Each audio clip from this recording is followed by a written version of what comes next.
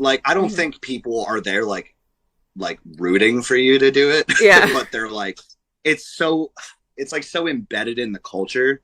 And it's just like, every venue you play has a bar. So like, what are you doing when you're waiting for hours for the show to start? And you just kind of sit at the bar passing the time.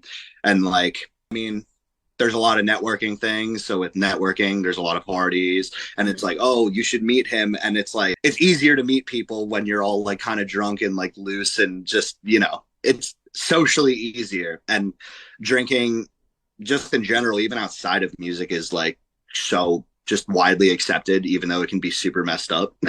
So for you, did you start to see any like negative consequences to the drinking or? Yeah. So, I was blacking out like a handful of times, like a month. I'm like, this is crazy. Like to the point where I'm straight up like losing entire days, just going like everything's just like a blur. Like obviously it starts affecting your relationships with people, and you know, eventually the apologies stop meaning as much because it's like, hey man, like it's cool if it happened like once, but this keeps happening. Mm-hmm. And then people just be around you because then it becomes this like, oh, like who's gonna have to babysit him?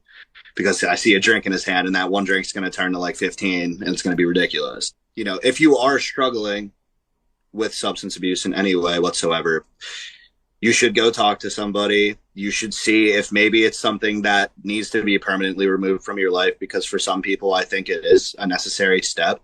Mm-hmm. And at the very least, there's nothing wrong with going to a meeting if you feel like you want to relate to other people who are struggling with the same things. And even when it seems like you can't get out of it, you can always get out of it. You can do it. You have to make the decision.